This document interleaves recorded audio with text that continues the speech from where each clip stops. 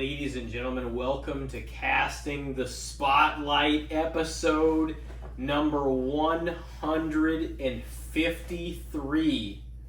And we are back with The Daylight in the Dark, part 6, during the month of October 2024. Man, we have been going a while with this episodic series. It's still not quite to the Nightmare on Elm Street or Friday the 13th or Halloween, kind of level. Be by the time we get there next week. Yeah, we will. We'll be like, oh man, maybe by 10 it's starting to fuck up. By X. Yeah, by... No, Daylight in the Dark X, which is going to be dope. Yeah, that's true, that's true. Yeah, I was going to say, we're not going to make our shit too silly by then. I mean, it'll be a little silly, but... I mean, it should be silly. It should be. We're having a good time. But see, like, that's the difference between us and them, We're trying to be, like, entertaining. We're not trying to be scary. Most of them were supposed to be scary, and then they kind of drifted off after. That's the thing, though. Like, I feel like sometimes mixing some silliness into your horror can be a good thing. It can be done right, and it can be fun. Or it can just come off as absolutely fucking ridiculous. I think when it becomes at the forefront, though, like Resurrection or like Freddy's Dead, that's whenever you're like, okay, we'll throw the movie in the trash because it's not what it once was. You know what I mean? That's true. I mean, but we did talk about that with Kyle. We're like, well, by the time it gets like really like that's at the forefront, the goofiness, it's kind of over. You know what I mean? Yeah, with those like deep series, that's kind of the case. Mm-hmm. Like I said, I watched Army of Darkness the other day, and that's Evil Dead's like goofiest film. Like Evil Dead 2 is pretty damn goofy, but Army of Darkness is like fucking medieval times, slapstick kind of shit. But I actually love that movie, and I don't think it's shitty because it was fully intended to be like kind of a slapstick adventure horror film, and it was only the third one they made. It wasn't like it was like the 10th down the line. That's what I was gonna ask. I was gonna say, was it like later in the series or was it like 4? They've only made what, like 5 Evil Deads ever? But I thought that they made like Ash versus like... Yeah, they made it. They had a series, a TV series in the 2010s. Okay. I was gonna say, you're way more familiar with Evil Dead than I am. Yeah, there was the But we talked to Kyle trilogy about it a little bit, I think, didn't we? I think it was Alex. Alex, maybe. Yeah. Okay, yeah, Alex said he loved the Evil Dead. Yeah, it was like his favorites. Yeah. Damn, yeah, I don't honestly know that much about Ash and Evil Dead in general. I just think Bruce Campbell is like... He's like horror's Jim Carrey, if that makes any sense. Like that makes sense. He's super charismatic and like... I don't know, apparently a lot of girls found him really handsome too, but like he's just a goofball. So like the way they kind of write him is almost cartoonish a lot of times, like Ash's character. He's kind of like a cartoon character. And then he was in did you know that he's the one in Spider-Man, like the Tobey Maguire one? He's just like, the Amazing Spider-Man! Yeah, him and Sam Raimi are like best friends. So, I mean, it makes sense that he appears in like all his stuff. He put him in everything, for sure. Yeah. He was in like Spider-Man 2 and 3 too, like whenever he wouldn't let him, like Peter into the theater because of like Mary Jane's play was going on. He's like... Yeah, just like some little cameo roles. Yeah, he was showing him like, oh, if you're 15 minutes late or 10, you're not allowed in. He's just like, it helps with the illusion of of what's going on. Like, yeah, he's like you can't let anybody in. He was in Bubba Hotep, and that was like another horror comedy about like a mummy, but he played like a guy who actually was the real Elvis Presley, but he switched lives with a guy, and that the guy who was an Elvis impersonator took the life of Elvis Presley because Elvis Presley was tired of the fame because he was just like, I don't have a real life anymore. I don't have any real friends. I've like lost who I am entirely. So he like switched lives with an impersonator, and the impersonator was a drug addict. So the impersonator died, and the real Elvis Presley grew old, and nobody knew he was still alive, so he just ended up in a fucking nursing home. What the fuck? It was a pretty good movie though, because he like he found purpose in life again by investigating this like mummy that came and was like sucking souls out of the old people in the retirement home. He like started investigating that shit. Jesus. And that was Bruce Campbell too. He honestly kind of has an illustrious career for a guy that not everybody knows. Mm-hmm. Like, if you're into horror movies, you know him. But otherwise, you're not going to, like, recognize him in films. You're like, oh, that's fucking Bruce Campbell, Mm-hmm. you know? So, it's kind of cool. I kind of enjoy... And he does have the facial structure and the way he looks, like... It makes sense that he would play, like, a fake Elvis in a fucking movie. Oh yeah, no, I can see it.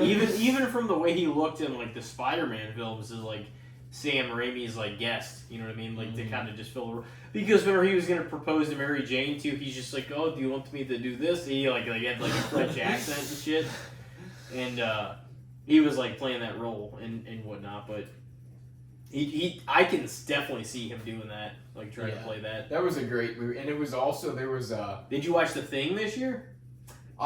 The last couple of years, and I don't know if it's... I love The Thing, but it's like... Because I love practical effects and creature features, and I feel like that's like the perfect film. Same with The Fly and The Blob. They're like 3 films that are kind of like... They're creature features, and they worked a lot with practical effects because they came out in the 80s, so they didn't have all the special effect shit yet. But like, I've added that onto my holiday list the past couple of years. It doesn't have anything to do with holidays, but it's snowy, cold ass weather. So I've put it. I've like watched The it. Thing? I've watched it in like December the past like 2 or 3 years. Oh yeah, I was gonna say me and you watched it at least a couple of years, but yeah, I I love that one. I don't think I've seen it in a while. It's at least been 2 or 3 years, I think, since then. But yeah, folks, no, we are still in the middle of horror season, and it is going well. We're in the deep of it. We're in the deep of the list too. Fuck, we've been watching shit like galore. But we are still in, you know, obviously with the solo episodic series here, The Daylight in the Dark Part 6. We got another category for you. And this time, I don't know how you phrased it, but I said the category is basically high-standing horror films. Basically, in general, or as it relates to mine or your, or both of us, our perception of the films. Yeah, I kind of rated ones like, they're not... I respect all these films, and I like them too, but I kind of put ones in my list that I knew that you thought highly of. Okay, you know? yeah, I was gonna say, and guess what? I went up first last time, so you were up first this time. Alright. Well, let's get into it. Alright. The one you're going to be ranking everything against is 2017's It. Chapter, I guess you could say Chapter 1, or you could just say It. Yeah. Alright. It is the first chapter, though, for sure. Yeah. It was of the just called readaptation. But once Chapter 2 came out, you kind of felt like, should I call the first one Chapter 1? Yeah. Because it's not the full story. Well, because there was always, even in the book, there was the, you know, before it was 27 years, is them as kids and them as adults. And what did Jason say whenever he was on? He said most throughout history, like it was always like people were more fans of the kid part than the adult part. It's just more. It's more terrifying and compelling too, because Pennywise was like feeding on the innocence of the kids. Like they didn't know any better than to not fuck with this creepy ass clown in the sewer. You know. So I gotta rate Bill Skarsgård Pennywise against everybody else here in the whole film at least. So It Chapter 1. And these are like, okay, before you say it though, I put mine as like I said high standing horror films, and you said okay, well some of them are ones that I know you really enjoy. Yeah, you respect, but they're all. I would say for the most part. They're all ones you like, I'm least, sure, too. I would rank them as good horror films, at the very least. And some of them are probably great, right? I think critically, yeah. And critically, a lot of people would, or at least in the horror community, a lot of Yeah. people would say these are good movies. So as opposed to Last Daylight in the Dark, these are some of the better horror films and not the worst, obviously. Because the last was like, we were scraping the bottom of the barrel of everything last episode, pretty much. Even though some of them... Yeah, The Last Daylight in the Dark, it was like the worst of the worst. Other than, obviously some of them I gave you, like, we actually were like, okay, we're fans of It Chapter 2, the Amityville Horror 5. They weren't stuff all like that. absolute piles of garbage, No. but some of them were. Some of them were, for sure.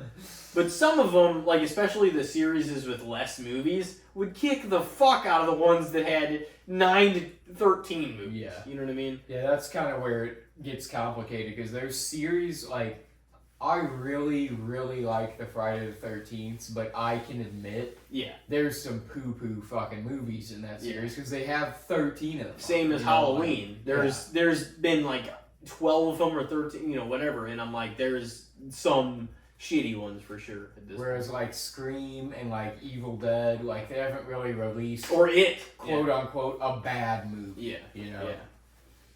So It Chapter 1, alright, like what do we got here? Alright, the first up, the original Child's Play. Ooh, okay. Interesting. I would probably have to give that one to It, actually. Yeah, I kind of figured, I would say the same. Yeah. Like, I enjoy the first Child's Plays, but it's not my favorite in even that series. Mm-hmm. And out of the amount of horror movies I've seen in my life, it would at least probably rank in the top 50. So... Oh, the first It? Yeah. For sure, yeah. No, it was great. It was great. It was, I would definitely say probably over the original Child's Play, though. Like, here's the thing. All of them were pretty solid, at least the first 4 or so, I would say. Like, we were talking about this off air. But it wasn't like that one was like, oh, definitively, you gotta love the original, kind of. We gotta respect the original over all the other ones. Like, everybody, I feel like a lot of people have a different favorite in, whenever I was telling you a while back that when I was in college for my stint, and I compared, like, Revenge of the Sith and Return of the Jedi, not to get off track into that, but, we were supposed to compare 2 films. Somebody had compared maybe Curse of Chucky and maybe like Seed of Chucky or something like that. And I remember that's the one I was supposed to grade, and I was just like, oh boy, who's grading mine? Like Revenge of the Sith and Return of the Jedi. But they were both like the ending chapter of their trilogy. You know what I mean? So there's definitely similarities, because I was like, at first I was going to compare The Green Mile and The Shawshank Redemption. Both Stephen King written things. Like prison stories. Both prison stories, both, you know what I mean? And like, I love both those fucking movies, you know what I mean? And Return of the Jedi and Revenge of the Sith. But the one that I had to grade, or at least one of them, was like Cult of Chucky maybe it was Curse of Chucky and Seed or something like that. And at the time... vastly different. No, yeah. And at the time, I hadn't seen either one of them. So I was like, but I just had to compare, like, I just had to look. It wasn't about the actual historical accuracy of it. I guess we just had to grade it based on how they compared them and just different points they made.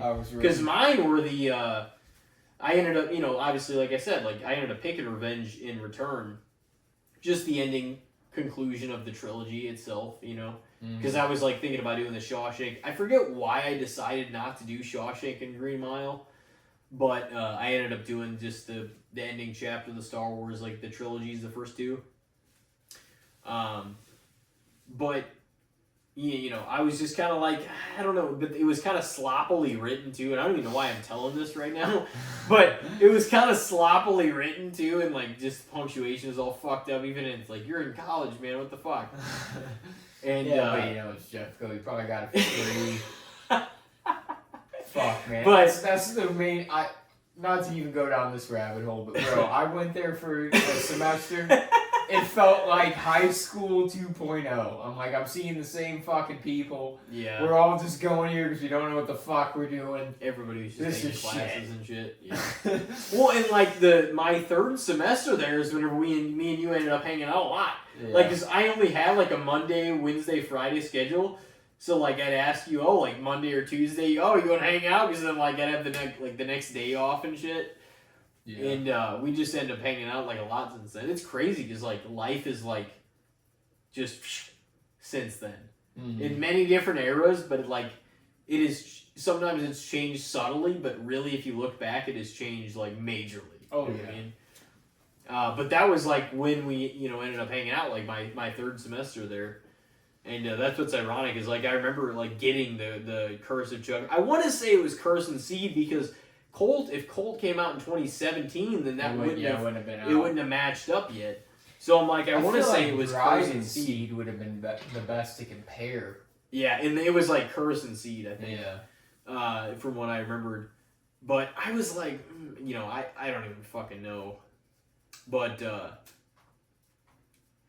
it was interesting though. But anyways, no, I definitely think that overall, I'm like, I really do love the original, but Chucky Child's Play 2 is good too. Bride of Chucky's really good. You know what I mean? It's not. I don't think it's the only one. Yeah. It may be among my favorite of that series for sure, but it's. I think Chapter 2 would, or the first chapter at least would come above it. Yeah, I feel like how I feel with horror movie series is a lot is that I respect the original film because it is the reason that you even have the series to begin with, but it's not typically, it is in certain cases, but it's not typically my favorite of the series all that often. Because they get more money, they get more of a budget, and they get a chance to do more shit. The deeper in the series they kind of get a lot of times. At a certain point, once they're on like 9 and 10, it's like people that don't give a fuck anymore. They're just. I feel like them. the last time they really try that hard, most of the time, is the first time they get a really big budget. And that's usually the best one. Yeah, and then after that, when they keep getting big budgets, that's when it starts to go downhill. You know what I mean? So it's like usually the first time that they get what they've actually like acclimated, like what they're like, oh man, we earned this. That one is usually like superb. And then like after that, it kind of feels like a lot of the series just drop off. Mm-hmm. You know? Alright, so it has got one up. That was only the first one? I thought that was the second one. That was the first one. Holy fuck. Okay, well, let's see what we got. Alright, We'll so go a little quicker. Chapter 1. And I know you like this one, so this will be interesting. Okay. In Chapter 1 or Get Out?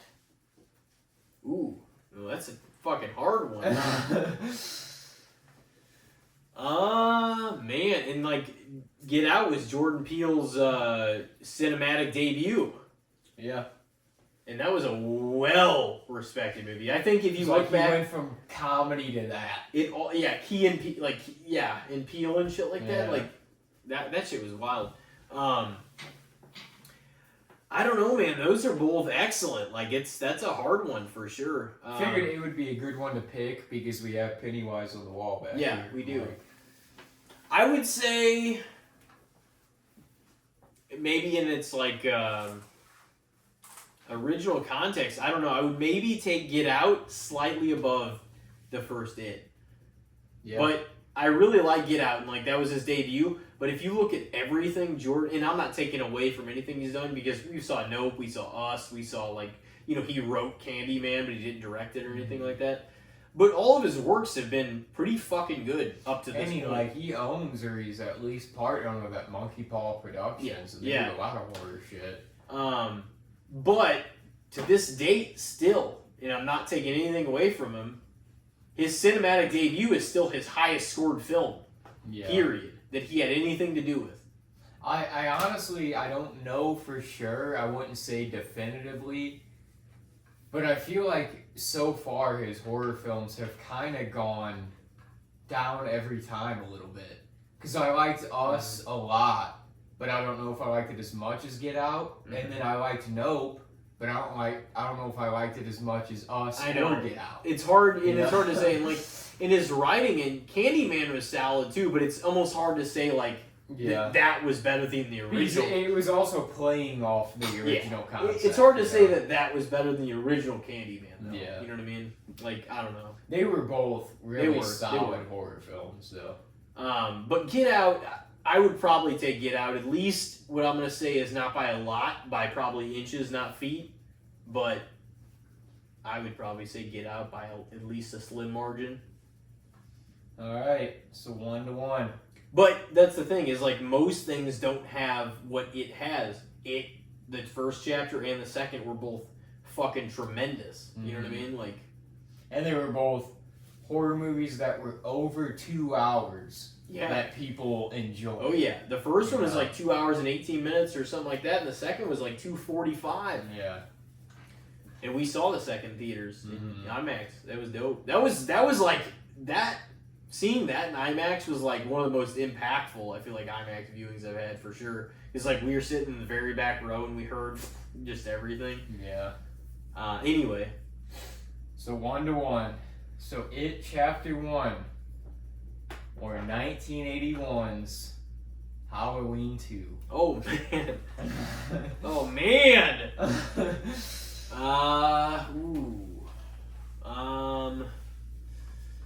Yeah, man, that's tough too. You're gonna really make me do this, aren't you? This is the tough thing about this whole thing, though.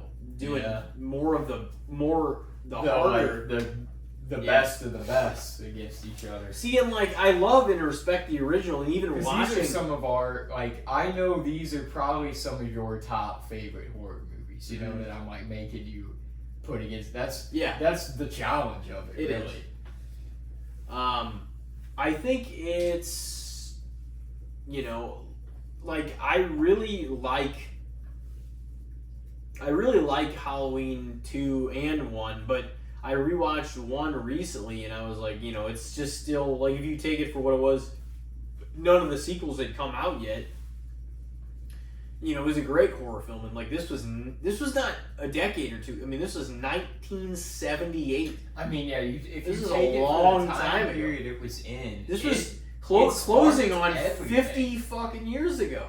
yeah, like that in Texas Chainsaw, Yeah. like really sparked the entire slasher movement.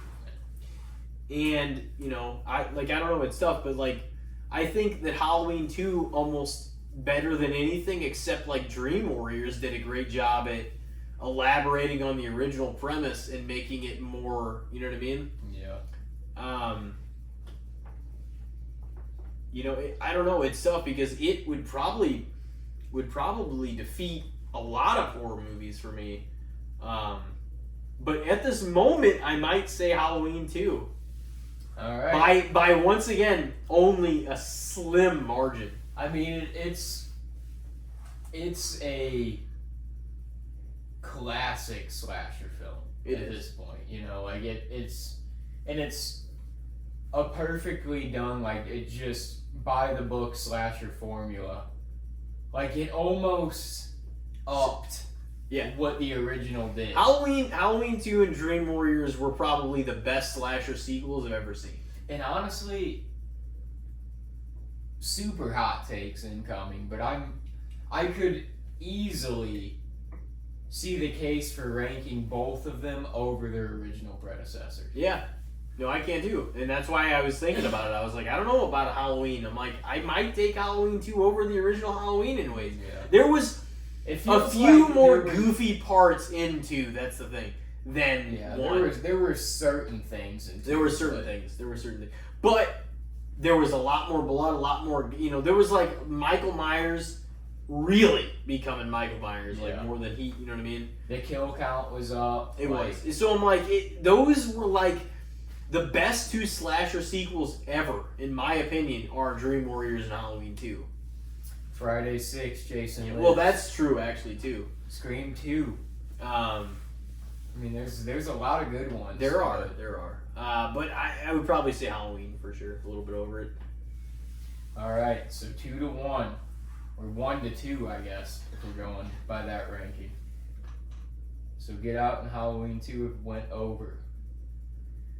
So next, It Chapter 1, or since we were just kind of going over the series, it was just Sam Raimi's birthday. It Chapter 1 or the original Evil Dead from 1981? Oh, I think I've only seen that like once. Yeah, I knew that was probably one of the only ones you'd seen from that series, but we'd watched the remake from 2013. Yeah, we watched the. And I think we Rise watched the and saw original. Fear. We saw Rise, and we saw. I think those are the only three to this day that I've seen. And the funny thing is, 2 and 3, 2 and Army of Darkness are the most comedic, slapsticky, ridiculous ones, but they're probably my favorite ones, just because I almost enjoy just seeing Bruce Campbell be Bruce Campbell. Was Bruce Campbell in the 2013 one at all? I don't think so. I would probably say, because of my familiarity, I would have to probably give that one to it. Yeah, for sure. I figured you probably would anyways, but I wanted to put it in there just because I'm like, it was just Sam Raimi's birthday. Yeah. All right. Dude, and he directed Doctor Strange Multiverse of Madness too? I don't know if I did know that or not. Yeah. I feel like I probably saw it in the credits and knew it at the time, but got it.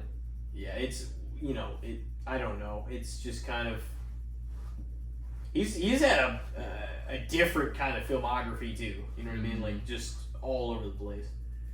Yeah, he kind of went from like horror films to superhero like action type films. Yeah, he did.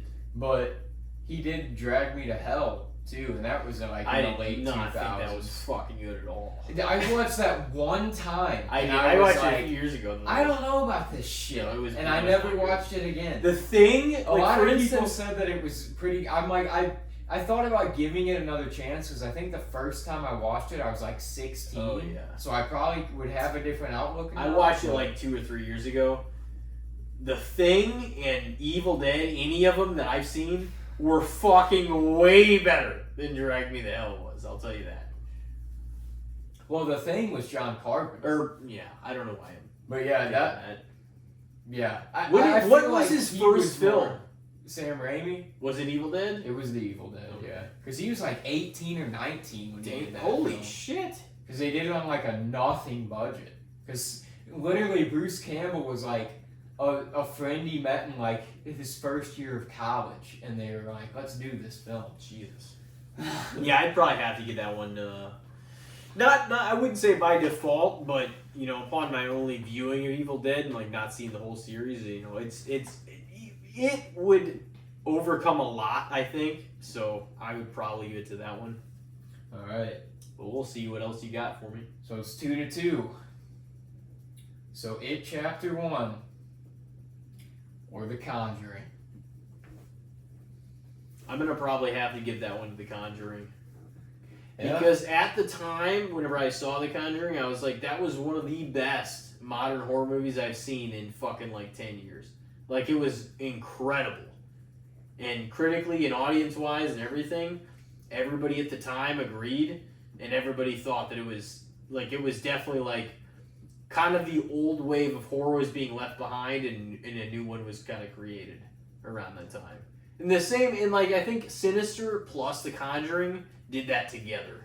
Yeah, they were both like terrifying films. They were 2012, 2013 in like, and I saw Conjuring in theaters and I was like, that was amazing, honestly, as far as a horror movie goes. It was creepy as fuck. It was.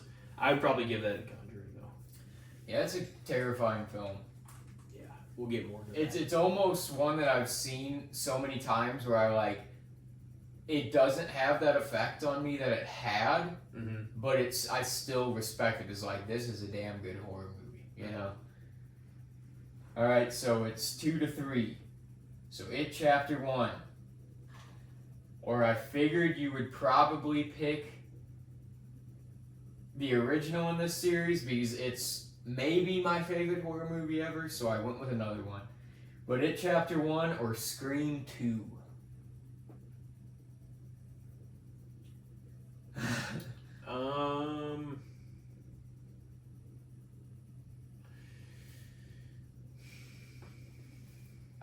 It's kind of a tough one too, huh? Yeah. Yeah, I don't know. Like I love Scream and Scream 2, you know what I mean? Like and that's tough because that would cause like a conflict of interest in ways if I, pick it over it compared to the other ones. I know that's what's tough is putting this against this. It's like, because horror, like we've kind of discussed before, is one of those genres of films where it has so many subgenres that you can have two films in the same genre of film technically that are vastly different from one another, and it's like I love both of these, but they're completely different things. Some of them aren't only one genre. Like sometimes a movie's broken down in like 2 or 3 or 4 even things in itself. You know what I mean? Yeah. Man, that is tough, and like that honestly might be the hardest one up to this point to kind of give a clear, definitive answer on, because most of these we've probably never thought to even compare before. And like whenever I give you my list, you're gonna probably feel the same way. You're like I didn't expect to have to deal with that, you know. Ooh, yeah, you know, I don't know. That is tough, and Scream is up there. It's kind of like what you said. Really, with either. Is it really? Is it maybe your favorite horror movie of all time? Maybe the original. I think. What would be in competitiveness with it for like the top 3? What would be its 2? You know what I mean? Like if you were like trying to compare. I like the original Psycho from 1960. I like Dream Warriors. Jason Lives. And 03 Texas has got up there in the What's your recent favorite years. Halloween of all time? Halloween at least has 4 or 5 movies that are great, though. That's the it thing. Really does. That are pretty damn good. There's like 3 that kind of could battle out for my top spot depending on the week, and it's the original 2, and 2018's. Arguably, my favorite theater experience of all time was when we saw that 2018 one. Arguably, with The Force Awakens and The Dark Knight Marathon. Yeah.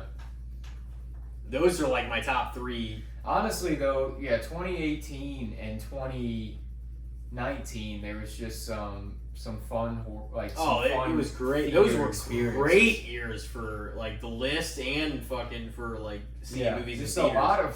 a lot of film reasons. 2018 and 2019 were pretty damn great. Oh yeah. Those are pretty like. They almost felt like aimless years in my life, but in a good way, where I didn't really feel like there was anything that I like had to do or was tied down to. I was just fucking going with it. Oh yeah, no, it was great though. I wasn't maybe making all the best decisions, but I was having a time. To this day though, I don't think there's ever been a year we've been alive, and there's been some great movies that have come out. Don't get me wrong. But if you look back to the movies we saw in 2019, I don't think there was ever a year that was better with movies ever than 2019. Like, there was some bangers that came out that whole year. Yeah. 2019 did have some great experiences. I don't think there was more than that year ever in our lives. Yeah. That like there more movies that were like. Well, we got like the upper echelon before the world got shut down. Yeah, it was great.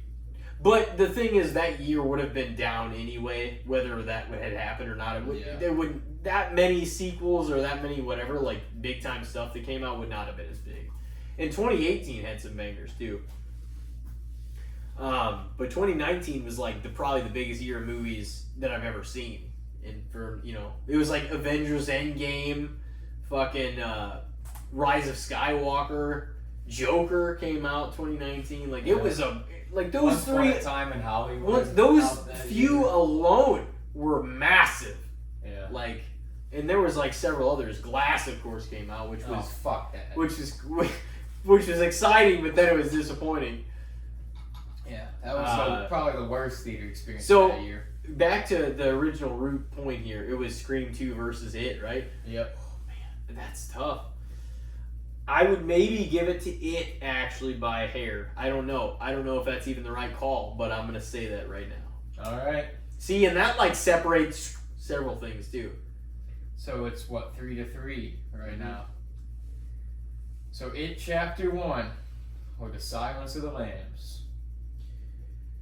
Probably Silence of the Lambs because it was next to a perfect fucking It film. was a great It really movie. was. And it, not just horror-wise, just Yeah. film-wise, it was a great. The dialogue was well intelligent. done movie. It was well acted. There was great writing. Like, everything about that was... And I'm not saying it's, like, my number one of all time, but it's just... It was up there in every kind of way to be one of the all-time great films. You know what I mean? Mm-hmm. The acting, like, the dialogue, the scenes were intelligently written. Like, it was, like... There was shock value in the film itself. So it was like, it covered, like, every base. You know what I mean? Even to this day. And it's over 30 years after. So I would probably have to give it to Silence of the Lambs for sure. Alright. So Silence of the Lambs wins out 3-4. It Chapter 1 or American Psycho. Ooh. Did you watch American Psycho this year? I haven't yet, no. Are you going to? I mean, I love that movie.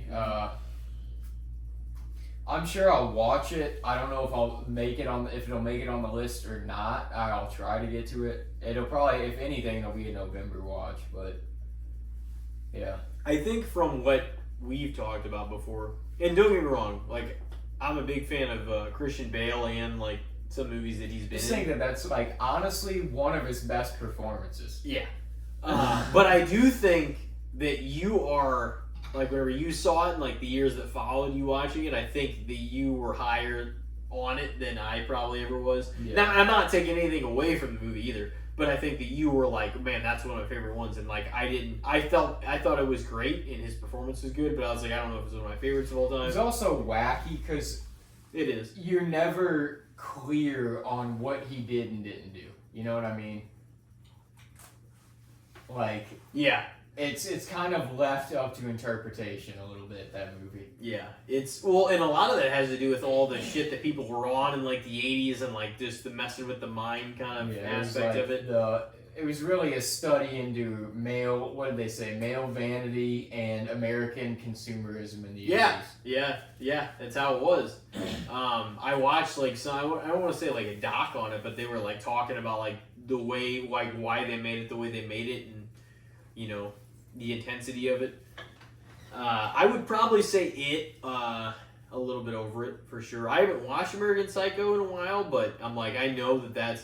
And like I said, I'm not taking anything away from it because I respect it, and I do agree. I think it's one of Bale's best performances, probably even to this day. Yeah. But he has had some great performances. That wasn't like... Yeah, I just think that was, like, acting-wise, like, that was just... He killed that role. Oh, he was a great... And, like, this word is majorly overused nowadays. Narcissist. Because everybody, I'm sorry to fucking tell you, everybody out there, but everyone is not a narcissist. If everyone's a narcissist, then nobody's a narcissist. Like, stop overusing fucking words. But in the true definition, like, that's what he was in the movie. He was a straight up psychopath. Oh, he was a sociopath. Like, he literally For had... sure. He was the literal definition of a psychopath. Like, he had no empathy for anyone. He only cared about himself. He just did things because he thought that that's what would make him look normal to society. Like, even the girlfriend he had like no care for her, but he's like, Dude, she's well respected, she's attractive, like, this will make me look good. You know? what did like, that one scene where he's like, look at that business card. He's like, oh, that's the the best. taste- That's one of the best scenes. the tasteful thickness of it. Yeah. He's like talking about the He's like- the cream white undertones. And he's just like, I can't believe they prefer his card to mine. Yeah. Oh, dude, that bothered the fuck out of him. Like, honestly, no, like, honestly, if this were good, the bad, and the shits, I would admit that that's probably an underrated movie. Yeah. But I don't know though. It's definitely It does. getting its It does. respect nowadays. it does. I would probably take it, and most of these are going to be by inches, not feet. But I would probably take it a little bit over it. Yeah. And I don't know if you would, but It's funny when he's like, I do enjoy it a he's lot. like, I'm pretty sure I showed you it, sitting didn't I? there. I think the first time Yeah. I watched it was with you and Cheetah. Yeah. But he's like sitting there, just thinking all that whenever they're all showing their business cards, and the one guy's like, "Are you okay, Patrick? You're sweating," and he's just like got beads of sweat rolling. And he's like, "I'm fine." And he just storms out of the room. He like that was a really like interesting. That's one of those movies that I feel like you can take more from it sometimes. In the more you watch, yeah, for sure. But I don't by any means mean to like lessen it, because I mean like it's a really smartly made film, and it's literally just the study into a psychopath's psyche. Oh yeah. Like everything was routine in his life too.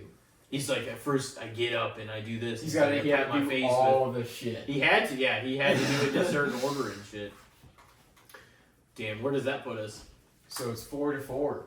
Oh shit, we have 2 more still? Yep. So, It Chapter 1, or one of probably, arguably the best Halloween anthology films of all time, Trick or Treat. Yeah, Trick or Treat is, I really appreciate that, because it reminds me of, like, when we were in school and, like, I don't know what, like, you guys did, but you were just a year under me. But they, like, we'd read, like, anthology, like, short stories and stuff like that. Like, they'd give us assignments and stuff like that, and we'd have to... But I enjoyed it because, like, school, just, like, our moms at home and stuff like that, like, there was a way of being a kid that made it feel the scents and, like, the smells and everything. It felt so seasonal, like, at the time. Yeah. Because of the way, like, everything was. And I was like, man, like, I really enjoyed stuff like that. So, like, Trick or Treat, when I saw it later on, in college, actually, in my film class, it really, like, I was like, man, this is super, like, seasonal and, like, fun. Oh, yeah. And that really got me into, because that was, like, the first time I saw Donnie Darko, too. First time ever. Not until 2015. And I was just like, man, like, we watched my brother showed me that one. We watched some good shit in there. And, I do enjoy it. Like, actually, come to think of it, that's something I have not watched that I didn't even put on my list. And I'm going to try to, if I'm going to erase, like, 1 or 2, then I'm probably going to try to add Trick or Treat and The Exorcist in there, if I can make time for everything. I put this year because I didn't watch it last year. But I would probably say It Chapter 1 over Trick or Treat. All right. So 5-4. Are we gonna have a dead-on tie this time, or man, is It gonna win out? It Chapter 1, or we got him on the wall here too. 1984's Nightmare on Elm Street. Oh, the original. Yep. Oh, man. Interesting.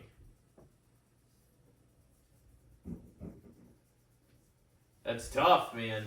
It is, yeah. I figured I had to end it on a high note. That's tough. That and Scream. The original Nightmare on Elm Street scared the shit out of a lot of people when it came out. Oh, yeah. So kind of like The Exorcist, there was a few films like upon their debut, people were like, Jesus Christ, the era that they came out, I would probably have to say, once again by a hair, I'm gonna say A Nightmare on Elm Street, the original, because when that came out, like, terrifying as shit, like Freddy Krueger with his glove, with his old hat, with his green and red sweater. The whole reason they actually, I don't know if you know this or not, they picked red and green was because, like, statistically, scientifically, at least at the time, those were, like, 2 of the hardest colors to see side by side, like, together. I don't mean, like, to see, but, like, to kind of, for your mind to view at the same time. Like, red and green, like, at least a normal red and green. Like, they were just 2 of... So, it was a way to make him more frightening at the same time, and to kind of make him, like, a disgusting... he looked like melted fucking pizza. You know what I mean? Yeah. So, I would probably say the original Nightmare on Elm Street, at least by a little bit. There's not a lot of movies in that series that I would take over It Chapter 1, 2017. Yeah. but there's at least 2 or maybe 3. But I'd probably say Nightmare edged it out a little bit. So does that put us at what, 5 and 5? 5 and 5. Oh man, you ready for yours? Yeah. It's gonna kick your ass. Might. How can a movie? This time it might. You're like my ass. making me seem like a dumbass. That's what I always tell Haley too when she imitates me. I'm like, I don't sound like that. You're like, you're making me sound like a fucking idiot. Oh, look, just because the one time you said it, I was just like, man, that movie would kick your ass. And you're like, how can a movie? It's probably a movie we disagreed on. I don't remember what it was for, but I was just like, cause I was like, oh, we should watch this. And you're like, yeah, whatever. And I was just like, that movie would kick your ass. Nah. I have no idea what it was. If I would, I'd fucking bring it up. Oh man, but your main one tonight, and I know they made a plethora of, but let's not act like Halloween, Friday the 13th, fucking, honestly, Child's Play and Nightmare didn't overextend their welcome and make a ton of sequels to. But The Conjuring, you know, but obviously the Conjuring universe, it's spread, but, you know, more than just that with The Nun 2, Annabelle, fucking the second one, Annabelle Comes Home. I think the only reason that bothers The Conjuring movies were good, though. All 3 Yeah. of them have been solid. I think the only reason it bothers me with the Conjurings is because I'm living through this era. And they're not, the studio itself isn't focused on anything but the Conjuring. Yeah. And they have the rights to other properties They do. that I'm like, I want to see some other shit than just the fucking Conjurings. But the original Conjuring was It was so good, and it really is. But that'll be your main one for the night. And I know the first time you saw it, we watched it together. That was a good time. That was like what began that basically 2015. It was like list. pretty early into us hanging out, and it was. really the first like horror movie we watched together. It was. And then I know you brought like your Fridays over and everything, and you brought like we ended up watching a lot of shit together. We discovered we were both into like the Jeepers Creepers, the Screams. Yep. So we watched that. We watched a lot of those together. Well, first off, you are going to have, basically our first movie we probably ever watched together then. So it's not only that, but it's the historical fucking, poignancy of it. The Conjuring or Sleepy Hollow. Tim Burton film, which is considered a horror film for sure too. But it's one of the most classic horror stories. We did agree last year with Gene, not to cut you off, I was going to say that like, as much as it annoys us to some degree that, this is being redone, this is being sequelized, this is being recalized, whatever, it would be refreshing to see a completely different take on Sleepy Hollow again, because it's been so fucking long. Yeah. You know what I mean? I'd like to see like rated R for bloody horror violence. 100%. Sleepy Hollow. With a creepy fucking Ichabod. And Ichabod's a good guy, but like he was not like a normal, like he was kind of a weird fucking fella. You know what I mean? And like he was always like tall and like just kind of lanky and just people in the town kind of found him. He was I could play a good Ichabod. He was. He was not a bad guy. Just people found him kind of fucking strange. You know what I mean? That's the thing. He was always the protagonist. He was a peculiar dude. For sure. You know, he was into all that weird shit. But especially in that era, people were like, this guy's fucking, he's a weirdo. Even the animated film they made, it's like Ichabod was weirder than that. Like he wasn't just this, lovable, everybody loves him. No. Like it made sense. He was a weird dude in the fucking town. Yeah, it makes sense. He's a creepy dude. Johnny Depp would have played him because he was kind of a weird, eccentric, peculiar dude. I would say that Tim Burton put his own touch on it. Yeah. I don't think it was. I mean, with his little gadgets and his fucking. You can make it. I think you could make it kind of terrifying now. Yeah. If you really if they did. They should. They should. Do like straight up horror. I really wish they would. Now that the Nightmare thing is probably never gonna happen anyway, I'm like, that is like maybe the #1 film I wish they'd make. Just a fucking crazy Sleepy Hollow. You know what I mean? Yeah. That being said, I would take The Conjuring over Tim Burton's. Tim Burton's Sleepy Hollow. There was a lot of like big time actors and actresses in that movie, though. Like it's just basically like a show all of who's who the whole movie.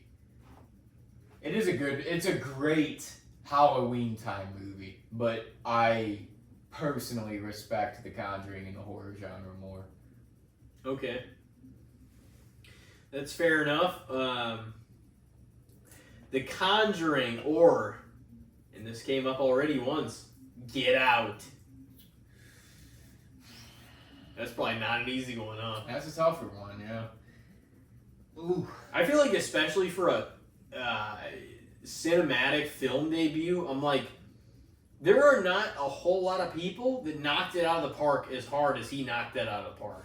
They said For their first movie? They said that the first screening of that, they had a lot, like, I think it was Bobby Lee, who was friends with Jordan Peele, like, got to go see it.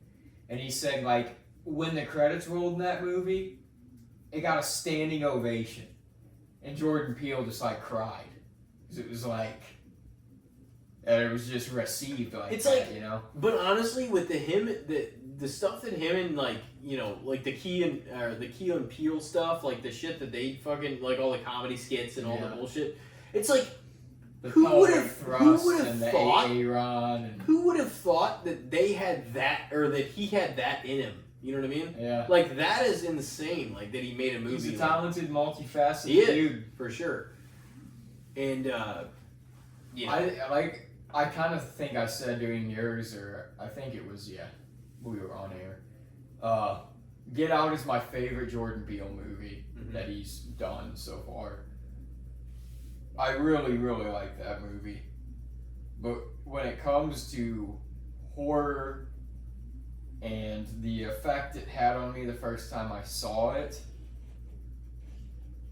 probably The Conjuring, slightly. Okay, over Get Out, okay. I think Get Out had more of a societal impact as a film. You think? I think it had more of a message, but I think The Conjuring was a better horror film. Yeah. So I would edge it out a little bit. Get Out, yeah. It's hard because, like, there's different aspects I feel like to pull apart from both of them if you were to compare them. You know what I mean? Things that one did better than the other. Yeah. You know, but yeah, that's a tough one. It's really just a which type do you prefer kind of scenario. This is a pretty big test here, because coinciding with it, we got The Conjuring or Sinister, which were arguably the ones that basically changed the game for horror in, like, the early 2010s. There are two that I put, like, I kind of compare them very similarly. Because, they were 2010s horror. Mm-hmm. And to me, they were the creepiest 2010s horror, basically. Mm-hmm. Like, they were both extremely well done, like the first ones. Two are probably, like I said earlier, like, out of all the horror movies I've seen in my life, like, they would at least be in the top, 40-ish horror films. Both of them. That's really tough. Again, I might slightly edge out the original Conjuring. I probably would too. And I really, really liked Sinister. It was good. I only seen the second one like one time, I think. Yeah, I thought about rewatching that one again, so I might put that on next year's list just because I'm like, me and my dad actually went and saw that in theaters just one random weekday because we were both home. Sinister 2? Yeah. Okay. And that might have been Your the dad only just time like, I ever just watched casually see Sinister 2. Well, we watched the first one, and he was Okay. like, that was pretty damn creepy. Like, he was like actually kind of impressed by it. Mm-hmm. So we went and saw the second one. We were both like, man, that was okay. And that was like the only time I've seen it. Damn. I don't even know what year that came out. What Sinister came out in 2012. Conjuring came out in 2013. What was Sinister 2? 15? 2015? Yeah, I think so. 2014 or 15. Yeah. I think it had to be 15 because I think it was the era after I finished high school. Yeah. Yeah. So Conjuring's up 3-0. Conjuring doing well. All right. Well, next up is The Conjuring or Donnie Darko. Man, it's weird because Donnie Darko is technically a horror film, Mm-hmm. but I don't see it as a horror film when I watch it. But when it comes to just like viewing experience, like the first time I watched it, just like holy shit. Like me and you did watch The Conjuring together for the first time, Yeah. and it was a pretty wild experience. Me and my brother watched Donnie Darko for the first time together, and it was a pretty mind-blowing experience too. So that's tough because they both were kind of like impressionable movies on me at the time I saw them. Donnie Darko is one of my favorite movies, probably to this day. I don't know where it would rank, but it's up there. That's what I mean. I almost By view that one far. more as a film than a horror, like just strictly a horror film. By far, my favorite movie that Jake Gyllenhaal started. Yeah, and he's honestly actually a He is. pretty well-ranged actor. He is. But I think it's still his, and even he's diversified himself since then, but still now it's like he fit so well into that story, and like without all the parts meshing as well as they did, like that was just a perfectly creepy, well, interesting psychological take on, like, you know what I mean? Like, I don't know. As a whole, like, there's He was just like mentally Yeah. fucked up. and- there's just not a lot that would, you know, it's still on the board. It's most certainly in my top 25, probably top 50. Yeah, yeah. He was like one of those guys who he was mentally not on the same page as almost anybody, but he was more on the fucking ball of his like perception of the world than damn near anybody at the same time. I think I'm gonna have to slightly go with Donnie Darko in this scenario. Okay. It's not a bad take. All right, well, The Conjuring or the original Jeepers Creepers. Damn. See, I grew up loving Jeepers Creepers. Yeah.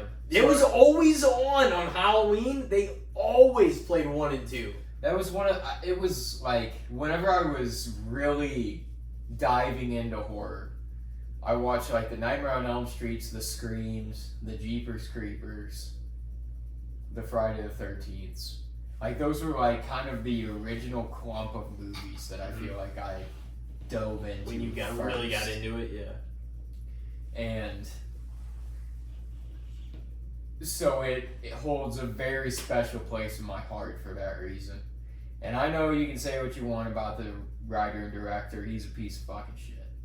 Victor Salva. Yeah, fuck that guy. I get it. Fuck him. And if anybody says I don't want to watch those movies because of that, I get it. I'm not gonna like hold that against anybody.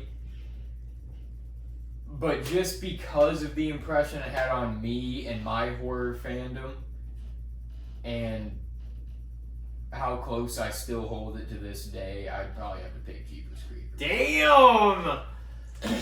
Oh man, didn't necessarily see that one coming. I mean, I didn't necessarily think you'd say Conjuring, or I was just like, I didn't know, but I was just like,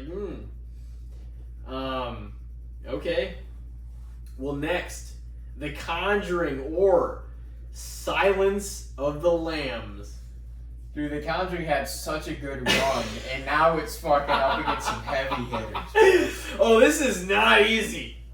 No. Not at all.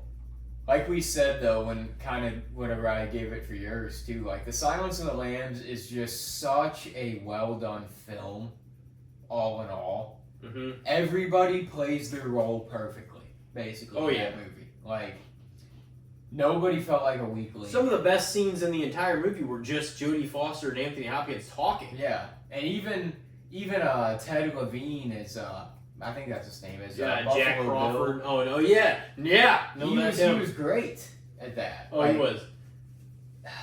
The girl who got captured, she was great. Mm-hmm. Like, really, everybody did very well in that movie. Like, it The deserved... dialogue was it deserved the intelligently Academy. written, for sure.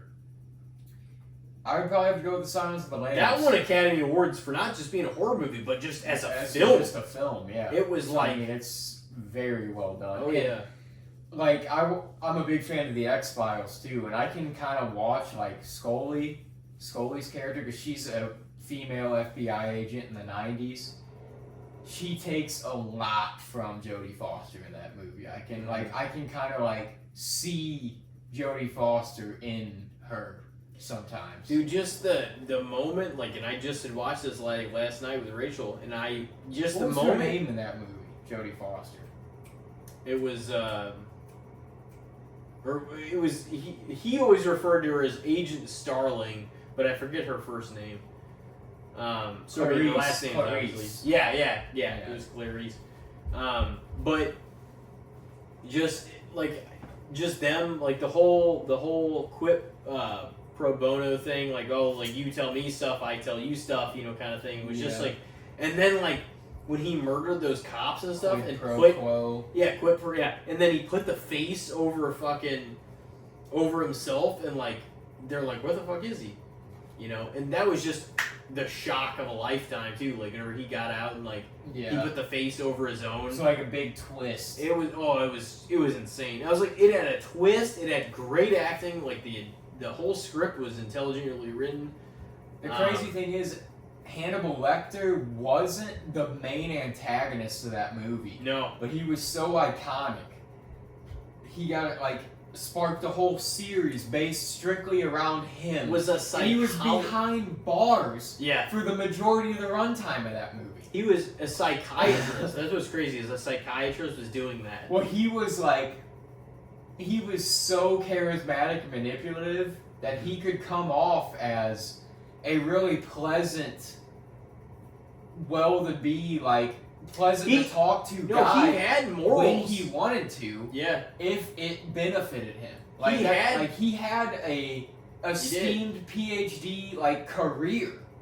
he had morals. He was like, because you know, whenever Jodie Foster's character, she's like, oh, he won't come after me. Like once he got out and everything, and they're like, what do you mean? He respected him. Yeah, and she's like it's hard for me to explain, but she's like, he would consider it rude, you know, after the connection they had, after they got to know each other at that intimate kind of level. But he's like, oh, the guy who ran this place, fuck him. Oh yeah, and it was, but that's the kind of you know, he was a psychopath, you know what I'm saying, he was insane. They're like, his heart rate never got above 85. He had a taste for the human flesh, man. He did. And he was most comfortable and calm when he was fucking carving people up and eating them. Oh yeah. You know? Dude, those guys walked away for a minute and only he had that pen, and that's how he wrecked all that fucking havoc. Yeah. Strung the guy up and got away, put the face over his face, and was in the ambulance and killed everybody in the ambulance, got away.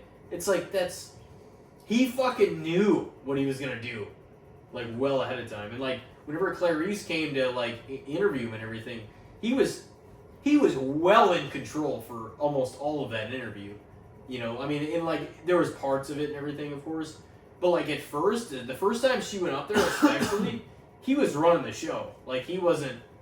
He's sit down, and he was standing up. It's he was, because he wanted control over the conversation, and it was that was his kind of. That's just who he is as a character too. Mm-hmm. Is he feeds up if he's in control, he's completely comfortable. It was but it was so. If he finds even the slightest weakness in the person he's conversating with, he will manipulate the shit out of that to get what he wants. Oh yeah, you know. He's dig into he was that. so that was still to this day it's crazy because there is not really a hole in that movie, and there's a lot of holes and a lot of shit if you watch. You know what I mean? Oh yeah. It's I crazy. love some things and just accept their holes, you know. Oh yeah. Accept their holes. That's what you gotta do, man. The Conjuring or the Texas Chainsaw Massacre, 1973. All right. Well, so what's the score right now, anyways? The score up to this point, up to Silence of the Lambs, is 3-3. You took the first ones, The Conjuring, over them, and then you took the last three, those over The Conjuring. And I love the Texas Chainsaw series. Big proponent for it. Especially over these last few years, I've watched the whole series. I'm like, this is the pinnacle of hillbilly horror. And there's some good hillbilly horror films outside of those, but that started that shit. And again, I'm probably coming off this is a hot horror take here. Not my favorite Texas Chainsaw. Yeah, no, I agree. There's a few I could potentially put over it. And that's crazy, and it's one of those movies that I feel like I respect more than I truly enjoy watching. Like, I respect what it did for the horror genre, what it sparked. It was the first of its kind. I can see why when it came out that people are like, this is fucking wild. Like, because there hadn't been anything like that up to that point. But I think they expanded on the idea and made it better as the series kind of went. And a lot of people would disagree. Most people, I think that the original Texas is the upper echelon of that series. Jason, whenever he was here, he had some hot takes, but he did say that he liked the original the most. Yeah. I would put probably the 03 Part 2 and maybe even the beginning over it. Really? And those are all the new ones I watched this year, because I've seen the original. You showed me the original for the first time that I ever watched it. We watched it in like 2015. It was pretty fucked. Yeah. I've definitely seen it probably at least 4 or 5 times, I want to say. And it was made on a shoestring budget. It, apparently the actors and the filmmakers themselves went through hell filming it. Franklin is annoying as a motherfucker. I don't care. I don't care he's got a handicap. Guess what? You didn't have to come on this fucking trip. You could have stayed home, and it could have been a couple's trip. You fucking wanted to come. You were Sally's sibling, so we let you tag along, and you're gonna sit here and just fucking bitch and ruin everybody's trip the whole fucking time. Fuck Franklin. Outside of Shelley and Friday Part 3, and that's the only one I can think of off the top of my head, but I could make a list of the most annoying fucking horror movie characters of all time, and I guarantee you Franklin would be on it. But all that being said, I give it its flowers, but The Conjuring to me is a better horror film. I'd probably agree with you too. Oh man, it's not going to get so easy, although that one wasn't even probably that easy, but it was maybe easier than the last few. The Conjuring or Scream, the original. Gotta go with Scream, man. It's like I said kind of during your segment, it's potentially my favorite of all time. It's hard to say, but there would be very few that would beat it out. Mm-hmm. It just really had that impression on me whenever I was getting into the horror genre too. Kind of like Jeepers Creepers did, but Scream I'd probably rank even higher for sure. I don't know. It's just something about that series. Like we said, they've never, even at this point, have released a bad film even. Mm-hmm. They've all been respectable, and the first one is the best of the series and one of the best horror movies ever. Mm-hmm. Yeah, I rewatched it. Arguably Wes Craven's, to me, probably Wes Craven's best film, which is crazy, because he had a lot of bangers, but... Mm-hmm. Most people would probably say the original Nightmare on Elm Street or that one. It'd be Nightmare on Elm Street or Scream. Yeah. Yeah. So you're going with Scream, huh? Oh yeah. Okay. And they're The Conjuring or Halloween 2018. Oh damn. Fuck. Man. I know. I was like, something prompted me to say 2018, not the other ones. I was like, well, we'll throw this one out there. It's one of the best of the series for sure.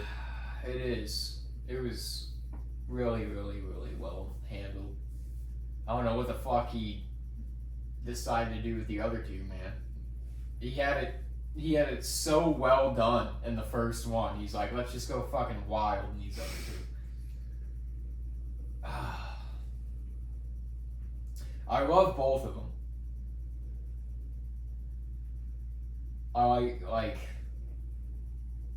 I thoroughly get enjoyment out of both of those movies. They're different kinds of horror, different sorts of subgenres of horror. All that being said, edging out slightly today, I think I'd pick The Conjuring. Okay. Just Had the upper hand. It's like, it being kind of its own, like, it obviously took concepts and ideas from other movies, but it was its own kind of idea originally, and it was just so fucking creepy. Yeah, it was. No, it was great. It was an all timer for sure. All right, well, like last but certainly not least, and this isn't. I don't know if you want to say it's a horror movie per se, but I mean, ever since it came out, we've definitely identified it with the season because it came out in October and had those vibes, and it was psychological and very weird, crazy. The Conjuring or Joker. Figure that's where you were going with it. I described it a little bit before I introduced it. Yeah. Yeah, like you said, it's tough because I don't technically consider Joker a horror film. But it is like a psychological thriller. Mm-hmm. And yeah, it's different than every other interpretation of the Joker, for sure. Yeah, it came out in October. It's probably, I'd say the bleakest, darkest take on the Joker, you know? I love Joker. But if we're going strictly horror, maybe The Conjuring? Joker I would pick as a film, probably more. But if I'm going horror, I would say The Conjuring's a better horror film. I was gonna say, it doesn't necessarily have to be horror, it's just kind of like... Fuck it, you know what? We're gonna go 2 split even ties tonight. And I'll say The Joker.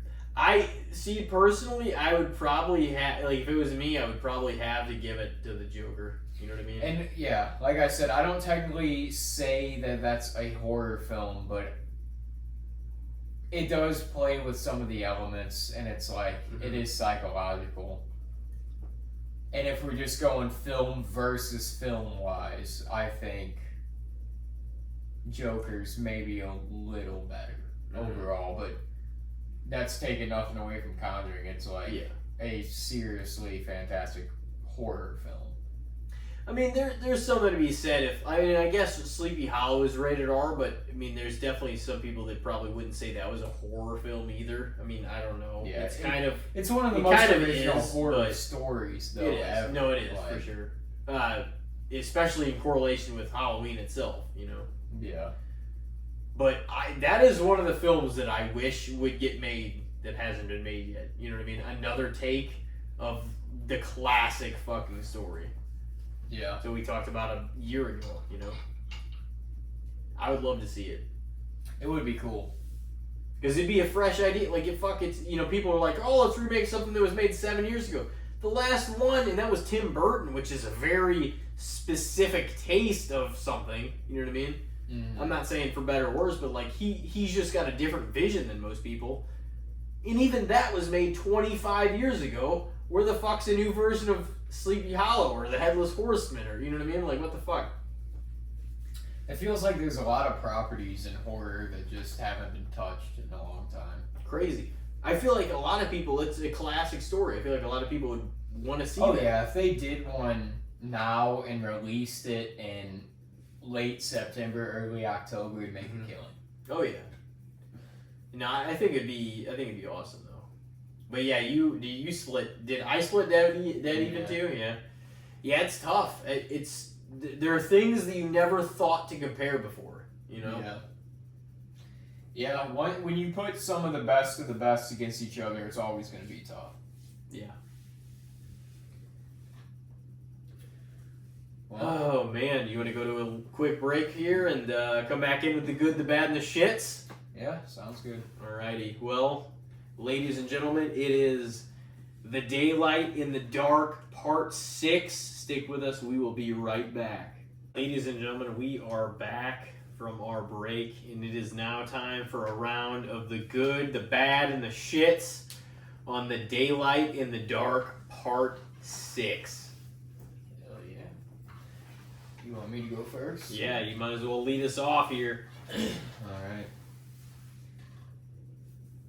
So what do you think about horror movie villains having signature weapons? So you got Freddy's glove, right? You got Michael's butcher knife, you got Jason's machete, you got Pinhead's chains, Leatherface's chainsaw. Mm-hmm. Everybody seems to kind of have their thing.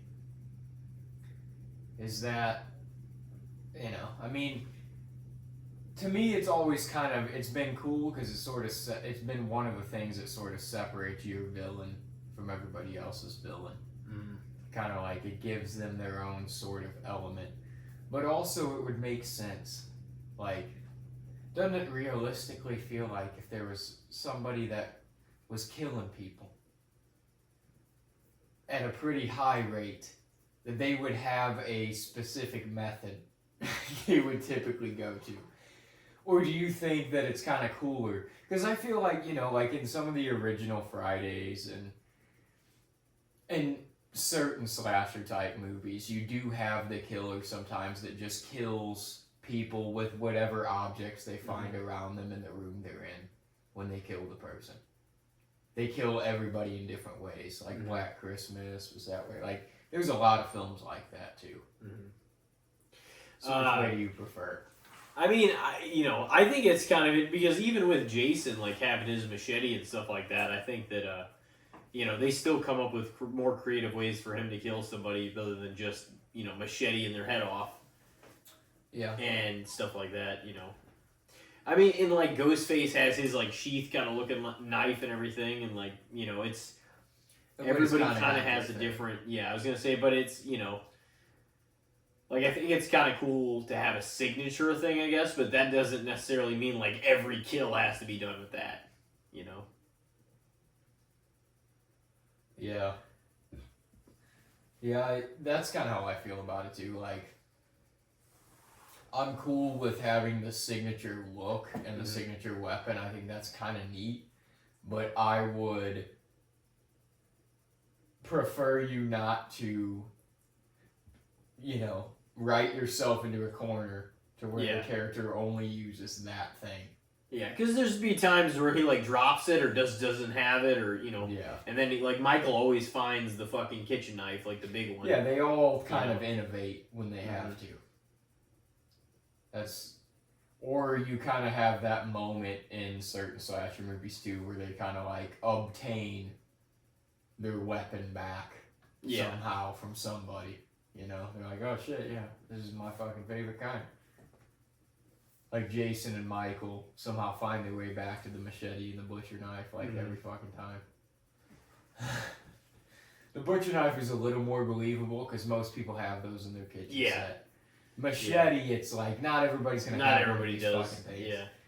It's always hanging out in like a cabin in Crystal Lake. That's the thing though. It is more plausible because it's like out in the woods, and theoretically, people would have them in their cabins to hack through brush when they're like making their way through the woods. Mm-hmm. So it'd be more likely to find one out there than it would in like fucking metropolitan area, or suburb. You're not gonna find probably a whole lot of machetes in a suburb unless somebody's up to some shady shit, or they're just spending aimless money. But yeah, Michael's is gonna be like, in Chucky mainly uses like a knife too, right? Just whatever kind of knife. He kind of has his signature. It's a little bit of a smaller one too, kind of like Ghostface. But yeah, like even like Pinhead, like with in the Cenobites, like they even have their thing. Like they have the chains with like those sharp ass hooks on the end that like come out of the walls or out of the pathways from the box, and they like drag you into hell, basically. So it's like everybody sort of has their way. It's more or less kind of the one-off slasher movies that didn't establish that, and even some of them did. Like My Bloody Valentine, he had the pickaxe. That was like his thing, you know. Well, you can kind of like really characterize somebody when they have a signature look, a signature weapon. You know what I mean? Like a whole. Yeah. Like you can kind of make them who they are. It's I guess a bit more difficult. Cause yeah, I could like with Hellraiser, it was the Cenobites were a group. I was gonna say it was more difficult for a group. They're not gonna have a signature weapon. They're just kind of more times than not, they're kind of like a malevolent power. If it's a group like the Children of the Corn or some shit, where it's like they kind of have a supernatural thing going on. If it's more than one of them, you know, they consider the Children of the Corn a critical failure. Even though a lot of people like, I think that it hasn't aged well. I think a lot of people kind of shit on it now. Yeah, I liked the original. Have you seen anything beyond the first one? Yeah, I'm checking more of them out this year for the first time. I've seen 2 and 3, and I'm gonna watch the 2023 one. Just came out last year. They should have had Rob Zombie redo it. Yeah, that would have been kind of neat. It would have been dark as fuck. I don't know. It seems like he's more kind of on the path now. Since he did Halloween, he's kind of just like he wants to just keep doing original things. I mean, he did the Monsters property though. That was like the last thing he did. But I think he'll do some. That was like a passion project. Like he fucking loves the monsters. The same thing with Halloween. So it would have to be something he felt strongly about. Like if they came to him and said, "Hey, you want to do a Texas Chainsaw?" He'd probably do one. Yeah. But a Rob Zombie Texas Chainsaw just feels like it is the right thing. Just because it's like that is kind of one of his major inspirations, anyways. So it's like hillbilly horror. And that's like his thing. Yeah, he definitely followed that probably closer than a lot of the other stuff that you see. You know what I mean? Yeah. That you see. So like them and their signature weapon. Yeah, just a horror villain having like a signature sort of, weapon to round out their character, I guess. I think it's at least fair because, then you can identify, the villain with their weapon and kind of make them their signature, like that's their thing, you know what I mean? Yeah, like Norman Bates in Psycho didn't have a weapon. Hannibal Lecter didn't have a weapon. But they feel more... And they like 8 people. They feel more real. Like there were literal psychopaths. That was like were just like intertwined with like the real world almost. In like a way. I guess some of these guys are, but at the same time, it's like they're horror villains. Yeah, they feel fictional. They feel like they're living in their world for sure. But yeah, Norman Bates and Hannibal Lecter kind of took on more of a literal sense to the killer. Well, because Hannibal Lecter is a serial killer. That was a psychiatrist, Yeah. And Norman Bates was basically a sheltered, neglected, driven to madness by loneliness, basically. All he knew was like his mother. So when she died, he just imitated her life. It was kind of like they said he was based on like Ed Gein and some other people, because Ed Gein was that way. Like he thought he like lived as his mom too. Like he dressed up as her and did all the makeup. He kept her room pristine. apparently in their house. Like the rest of his house was fucking trash, but he made sure that her room was like clean, you know. So dude, he was a strange story, and that they said Psycho was another one, like we were talking about earlier, kind of with like The Exorcist and Nightmare on Elm Street when they came out. Like how people were like, what the fuck? Like when Psycho came out, because before that, a lot of the horror movies had to do with they were creature features. They were like vampires, werewolves, mummies, creatures from the Black Lagoon, Invisible Men, you know.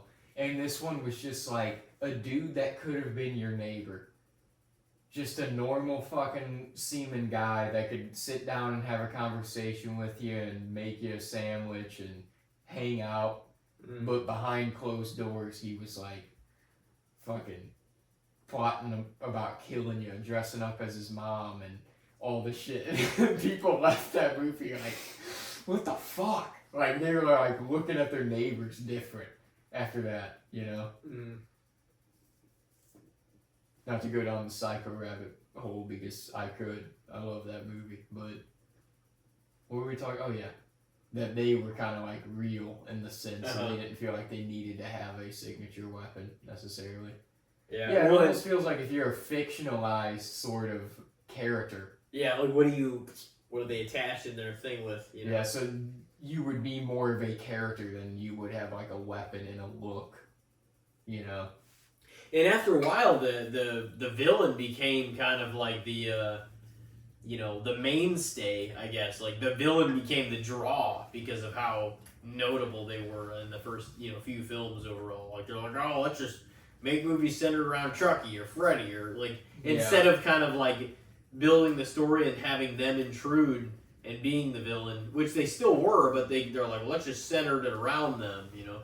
And most of the time, by the time they got to that point, though, it was kind of like that was whenever they started getting goofy, you know. Most of them. I do have one for you when we're ready, though. Right. I was gonna say I would say fair though. I don't think you always do, and even the ones that have a signature weapon, I don't think that should per se be the only way your kills happen in films. That's what I mean. It'd get monotonous. You shouldn't box yourself into a corner. But it is cool to like see the guy with the thing. You know what I mean? Yeah. And be like have their own shit. Yeah. I got one for you. It's a little bit controversial. A Nightmare on Elm Street 2. Freddy's Revenge. Man. See, I don't know what the overall perception of that is, though, because I've heard certain people that like it and, like, kind of stick up for it, and I've heard certain people that think it's complete ass. Oh, yeah. And I don't like There's some people that are like, no question about it, it's the worst one of the series. And that's like, definitely not the case. Like... And so in that sense, I would stick up for it, but I don't think it's like a fantastic Nightmare on Elm Street. I don't think, even if I was being realistic and like hating on it, I still don't think I could rank it below Freddy's Dead. You know what I mean? Fuck no. Like I couldn't rank it below Freddy's Dead. In no universe. Like I would rank, like some people think 4 is goofy, but I would rank 4 above it. You know? Yeah. But I probably would too. I don't know. It's and then there's some people. Then you got Nick, who's just like, what did he say? My dad thinks 4 is shit. My dad thinks or 2 is shit. My dad thinks 2 is complete shit. Yeah. I didn't think it was. It was weird. Like it was almost more frightening because it was so fucking just kind of creepy in ways too. You know? Yeah. The horror genre is interesting in the fact that, like, there's movies that I can be like, I fucking really enjoy this movie. But if somebody told me, I hate this movie, and it was the same movie, I'd be like, yeah, I could see that. Mm-hmm. And it could be a movie that I loved, but I'm not gonna, like, tell you, like, oh, you're fucking wrong if you think it's shit. Because it's just the way you perceive movies a lot of times, and especially in the horror genre, because sometimes they're off the fucking wall, and it's just, how you take it and how it sits with you a lot of times. And Nightmare 2, I can see if you were watching it in the era, if it was brand new, and I went to, one had already come out and you and watched yeah, and I saw one, I was a big fan, and they're making a second. I'm like, oh fuck yeah. And it comes out and I go see it in theaters. I could see me walking out and us having the conversation being like, I'm fucking disappointed by that movie. Yeah. But seeing it as I watched through the series as a whole, it was stuck between 1 and 3, which is a rough spot to be. Because those were both really good.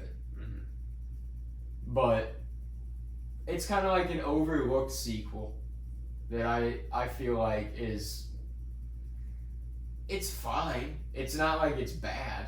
It's a stand-up sequel, but it almost even feels like Freddy's like his own kind of thing in that movie. He doesn't have the glove. The blades just grow out of his fingers in that movie, I'm pretty sure. Yeah.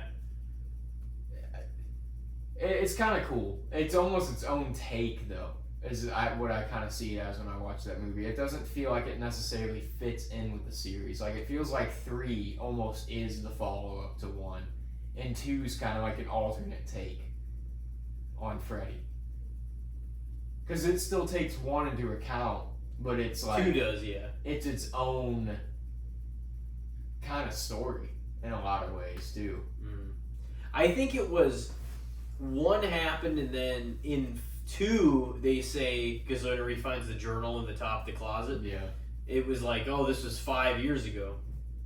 And then I think 3 only happens 1 year in their chronological storyline after 2, because she's like 6 years ago, me and my friends, so I'm like, well, that makes sense.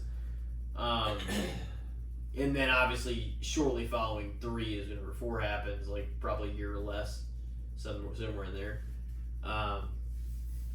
But it's better than some. Yeah, I would say it's better than middle of the pack. Yeah, or it's lower middle. Yeah. Of the pack. It's better than some, but some are better than it for sure. Yeah. Oh yeah. So, but. I by no means wouldn't rank it at the bottom. No. It's like at least I feel like it's better than Freddy's Dead in 5, and then I think we even ranked it above the remake too. Yeah, I would say there's 3 or 4. I would put it probably above. Yeah.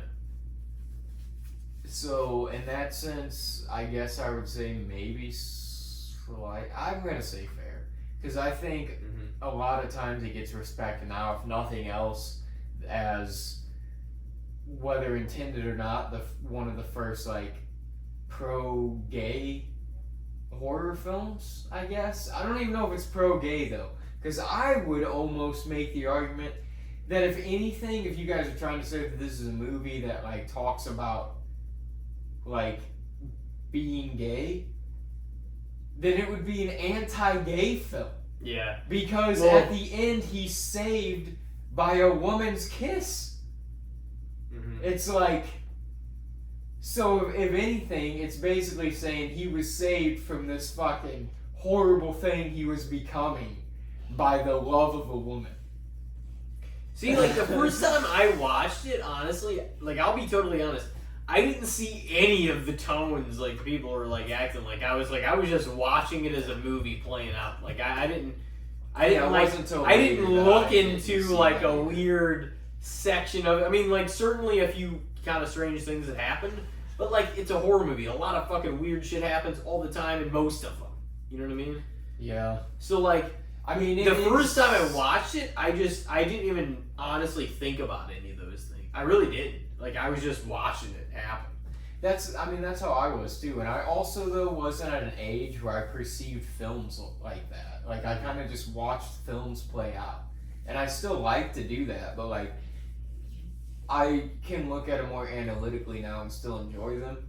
But yeah, that in the era that I watched through the Nightmares, I wasn't thinking oh, what kind of message is this movie trying to, And I've seen multiple people talk about Nightmare 2 and be like, oh, like the references to being homosexual in high school, like, aren't even hidden. It's like blatant in that movie. And I'm like, maybe I'm dumb. Or maybe I'm just not gay. So I don't get it. Yeah, You know? I honestly didn't even take like a lot of the yeah, there was some like weird stuff in there and whatnot. Like there was just some stuff that was just like, is this? But like at the same time, like Freddie was still in it and he was doing, but like it was different too because he was just like trying to. He's like, me and you, we got special work to do. Like he was like invading his body and shit.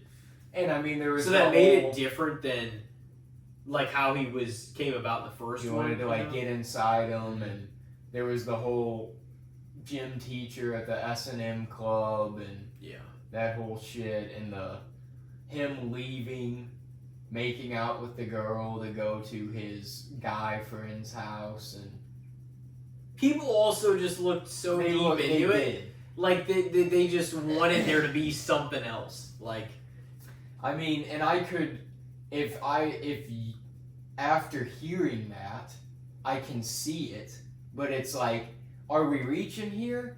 And even some of the filmmakers and Robert Englund himself came out and been like, oh no, like we were trying to put like some queer references in the There's film. definitely, at the very least, and I wouldn't even necessarily call them undertones, I guess, but I mean, to be honest, it does feel like there's at least some of those like gay undertones and stuff to it, but like, it doesn't feel like, oh man, this is supposed to be this kind of film. Like, it seemed like there was just some other stuff interweaved in it, but it was a Nightmare on Elm Street movie. You know what I mean? Because like Robert Englund said, he even wanted to go further with it, and he wanted to like put the claws in his mouth and do all this different shit, and they were like, oh, that's too much. But I'm like, I mean, if that's the movie you're making, fucking do it then. I say go all out and do it, and make it the text of the film. Why not? I mean, maybe that would have been ballsy to do for the 80s, but and especially, I think that it would have been more accepted had it been like the 4th or 5th one. But having it be the direct follow-up to the original is kind of like, how are we going this route? I don't understand this from the original. This thought of after the major success of like a first movie, they're like, let's take it a complete different direction this time. The second time? They're like, the really? director just lets their nuts hang on the second film. So like, it's like you're not there yet. It's like I don't know. I don't get it. Like sometimes like that's the case. They're like, all right, this one we're fucking go. We're gonna turn him into an alien. We're gonna fucking. It's like what? I don't know what the fuck. Like already? I honestly though, even if it is a complete failure, I almost respect the balls sometimes because I'm like, dude, if this is truly the film that you had in your mind, this was your brainchild that you wanted to make. I don't respect the balls on Joker 2. Dude, I respect the balls on it. It's don't. like, there never needed to be a follow-up. Everyone knew that if it was a musical, it was going to be less than. Even wanted a follow-up. But the thing is, when the studio came to him and said, well, this one made $1 billion, we want to do a follow-up. He's like, okay, but I'm going to make the movie I want to make. And he did. And it wasn't what anybody wanted to see. But it was... It was a fucking flop. No, it actually was a flop. It was a box office flop, for sure. Like, the amount of money they put into it, what they made, it was considered a flop. Yeah. I don't, like... From a movie making standpoint, I don't in any way think it was a poorly made film. I thought the cinematography was beautiful again. I didn't think anybody did a poor job. It was shot in IMAX. Yeah, I didn't think anybody did a poor job acting. It looked really well. It was just, why are we doing a courtroom drama musical following up It didn't. what we got. It didn't add anything really to. It was just kind of just about the follow up. It wasn't really. It didn't really add much to what happened. It was just an you know? epilogue to one. And then But- even the things that they started to develop, not giving anything away, but they started to develop things, and then they're just like, actually, fuck all that. It's like, what was this whole thing for then? Because, never I don't mind. know. Yeah, I know. I'm not going to get too deep into it, but it's like, No, I know. why we did had you do to? any of this for nothing? We had to talk about it at least a little bit at some point, but it's one of those movies that I'm like, as time passes, I'm just gonna kind of fade the second one into darkness and just kind of like, all right, well, I always got the original. I'll watch it again, but Eventually, it's just I don't It really won't see be myself accepting at it. the top of my watch list. It won't Yes. be I have to get to this No. soon, put it on a list to get to soon kind of movie, but I'm sure I'll watch it again. I just Now I that knew that we knew that was a possibility. Well, I knew that After it the was first going to be what it was. Like, I just didn't know how it was going to play out. I'm like, it's going to be a musical. It's more than likely going to be lesser than one. Yeah. I was like, but I want to give it the benefit of the doubt. I know. Because of how good the first one was, I had to give it a shot. You know what I mean? But it just, I knew it was, the stakes were high, and there was definitely a threshold of not being able to deliver it. You know what I mean? Yeah. There just was. Like, there was a huge hole that pointed to it not being able to deliver. I think anybody that has already seen the first, enjoyed it, and is curious about two, should see it and make your own opinion. But If you want to maintain the same perception of the first one, you might not want to see it. I think everybody should watch it. You don't have to even take it into account after the fact if you don't want. But I'm sure there's a certain specific film school buff crowd that this one's going to appeal to. Oh, man. It was something. Terrifier 3 was a lot better, I'll tell you that. It was, well, it knew what it was and what it wanted to be, and it already has established itself as that. Terrifier It wasn't... was a much better sequel. It wasn't trying to completely shift itself. It was just like, you know what we are. Come if you want.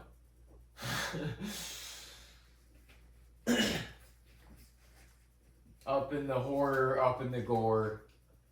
Yeah, Terrifier 3 was just a good time in the theater, really. Oh, yeah. No, for sure. But yeah, I would get out and check that one out for sure.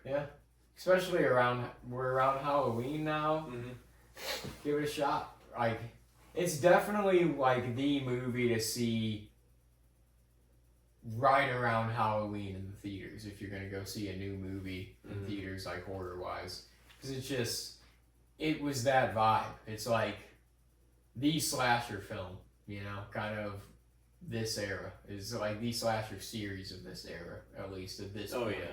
Others are kind of establishing themselves a little more, but As far as a slasher, though, it's art kind one of the- took the world by Oh, yeah. storm, Oh, yeah. No, he definitely did. You about ready? Yeah. Call So it a Nightmare wrap? 2, I'm going to give it a fair rating. Yeah. 'Cause I would I- probably agree with that. I think that it kind of gets its flowers now. There's still a crowd that hates it. There's a crowd that Oh, yeah. really enjoys it and maybe looks into it almost too much. But just as a horror sequel, it's not great, but it's not terrible. Yeah. Yeah, I didn't. So, fair. I never really knew. That one was like one of the hardest ones to rank, honestly. Yeah. In ways, just comparison to the whole thing. But yeah, I don't think it's the worst of the series either. No, So, not by any means. well, it has been The Daylight in the Dark Part 6. Our own series. We got our own series going now. Now we got 6 parts of it. Our own hoarder series. Yeah. So, well, we got one more episode of October left. That is true. And it'll be basically a day as far as horror season is concerned. We got some more movies. I mean, in the meantime, we're probably going to watch more movies and add them to the list anyway before we officially wrap. Got some big ones still. But, yeah, we hope you guys are still listening in, and we got one more October episode for you. We'll be transitioning towards the end part of the year here pretty soon. So, ladies and gentlemen, we'll get your lists ready and pile in your last favorite ones before it's over. We want to see them all. Bring them out, send them out, post them. Yeah. Probably post my list once it's all said and done. I usually like to do that. Just because I'm usually impressed in it. Even if it's not like the biggest amount as certain years or whatever, I'm like, this is a pretty stacked list of movies. Oh, yeah. Well, like, lately I've gotten...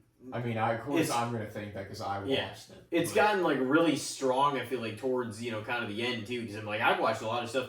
And then you look back and you're like, man, I've been watching this shit for over 2 months now and shit. Yeah. So it's like, it's been going on a while. But yeah, there are still some bangers to get to before it's all said and done. Yep. And, well, ladies and gentlemen, stick with us. Thank you for supporting and listening in. We appreciate you guys very much, and we will see you on the next episode. Until then, take care of yourselves. Keep adding to your list. We will see you next time.